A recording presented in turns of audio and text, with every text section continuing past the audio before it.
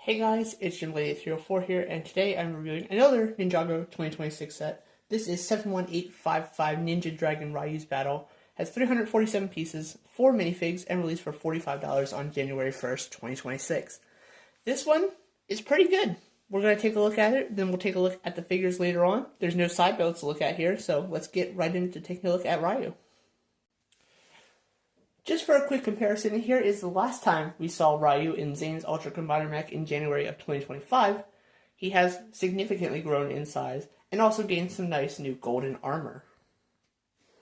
We'll start off by taking a look at the front.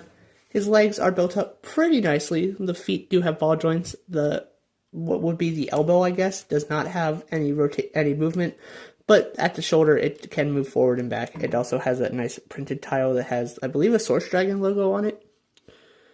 But the claws also have a Technic pin, which you can use to hold a various number of things. Included in the set is a sword for him to possibly hold. That's not what the box recommends. The box has him holding it in his mouth, which also has a Technic pin built into it. We'll get into that later on. But you can move the legs in and out and forward and back, obviously. Pretty good range of motion there. Not too terrible. And then you can fold the shoulder pads in. You can also fold them out. There are also these opalescent, translucent, like leaf pieces that are used for foliage in the new sets for this season, but they're used as like extra detail bits for the wings, which I think look really nice. They're on his legs. Speaking of the wings, they do have a full range of motion. You can move them forward, back, up, down, flap them, and they do have the claws from the last time we saw him as well. Looking at his head and neck, it can move up and down. It's on a clip and bar attachment at the lower part of the neck, and then a regular ball joint at the upper part. He does use the same molded piece as used before, but now has a lower jaw, which I think does look a little strange when it's open, because I've seen this piece for a while, and I'm just like, yeah, that's just Ryu's mouth. His jaw's just closed, and he has like an overbite.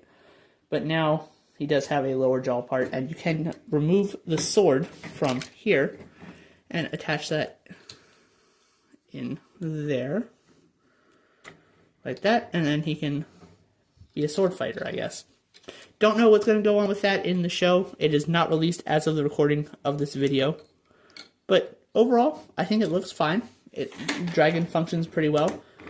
Moving around to the back, we see he does have like a red belt. Maybe he's mastered martial arts now or something. Don't know what that's for. It does use some of those armor pieces as well in sand blue just to give his body more dragon scaling detail bits. His legs at the back also have pretty much the same range of motion. You can move them forward and back, in and out. And the feet do move as well. They do have the nice claw pieces, which I do really like. The tail starts on ratcheted joints. It can go up and down, and then there's a couple ball joint segments. With a spinning saw blade at the end, you can also attach that. This does combine partially with Cole's Mission Mech set. So you can take that and give that to Cole's Mission Mech. And there's also another one of these opalescent pieces right here, which I do think look absolutely incredible. Hopefully the camera is picking up how awesome they look. Flipping him over to the underside, it is entirely smoothed off. There is a really cool technique. I won't spoil it for you guys, but there's just a really cool way that this is attached.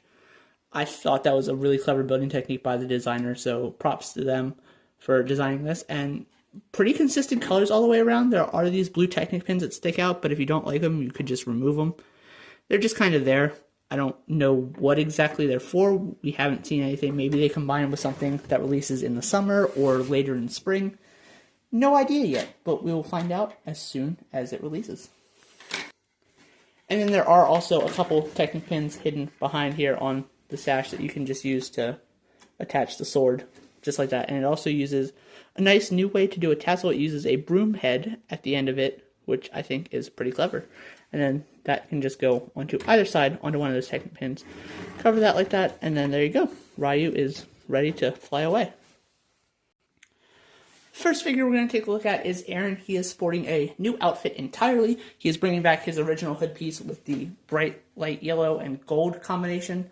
His now armor piece is now dark blue. He has a dark blue arm and a dark orange arm, as previous to having a black arm in last year's sets. I think the figure looks really good. I like the detailing. I like the 2 dragon heads on his torso this time. I think that looks really cool. He does not get a dragon form like the main ninja do, but the figure still looks pretty good. He does come with 2 golden katanas in his dark blue armor piece, which I think is nice. And then taking a better look at his face print, it's the same one we've seen for a while now. No alternate face on the back, but that color scheme does continue around to the back, and I think the design looks pretty good. Next up is Dragon Form Nia. I think this figure looks absolutely incredible. I love the dragon scaling detail on her torso, and the dark azure and gunmetal gray color scheme is fantastic. That's what she uses for her hood as well. The Dragonian wings are remolded in dark azure, as well as her tailpiece that is shared between the other ninja. The hood piece is also dual molded between dark azure and gunmetal gray. Looks absolutely incredible. She has that same golden armor piece that is seen throughout the entire wave of sets with all of the characters. And then we'll take some stuff off and get a better look at the face print and the back torso print. And there is a better look at her back torso print with her alternate face that has the weird visor thing on. I saw something that said they were going to actually use them in the show. We'll see. The show is not out yet, as I mentioned, as of the recording of this. And flipping back around to the front, her primary face looks pretty good. The torso, again, the designs look absolutely incredible. Very happy with these Dragon Ninja figures, and I think they're really awesome. Alright, and the last 2 figures we're going to take a look at are the Loyalist on the left and Mutation Monster on the right. These 2 figures look really cool to me. I like the Mutation Monster a little bit more. The bright green and lime green color scheme with a little bit of spring yellowish green in there works really well for me. I think the figure on the right looks really funny and really ridiculous, but it looks pretty cool. It does stand up by itself. It doesn't need any extra help or anything, despite all the extra weight on the back. It does use one of those larger heads introduced in the Dreams wave and also used for like Thanos Big Figs and Hulk Big Figs, stuff like that. I think this set has a lot of great figures to it, and I think these 2 figures in particular are really good. I like the detailing on the Mutation Monster. The dark tan works really well with a mix of black and then the bright green base. And there is a better look at the Loyalist face print on the front, and her torso detailing is the same as the Loyalist leader, but I think that's fine. And then we're going to turn these around just to the side really quick. The Mutation Monster has a translucent green arm, which I think is really cool. I wish they would have done both of them in translucent green, but one is perfectly fine for this. And flipping them around to the back, the alternate face print has that corrupted Source Dragon logo emblem for the villains of the season, I guess. And then this other Mutation Monster has like some weird bubbly effects going on with some fangs sticking out of it. We don't know how these are going to play out or where they came from as of the recording of this, but hopefully they give us a good story for it. So, let's talk about value for this one. This one is released at $45 in the United States where I live, and I think $45 is reasonable, but it's not the best price it could have been. I wish it was $35. I feel like $35 is a lot more fair. I understand more specialized pieces, especially those large armor pieces that Ryu uses, his specialized head print, the mold for his head, the large wings, the new leaf pieces, especially in that opalescence color. I think this set is pretty good. I like the Dragon Ninja figures. I like Aaron's new suit for this wave. I like the bad guy figures for this set as well. I think this set is perfectly fine.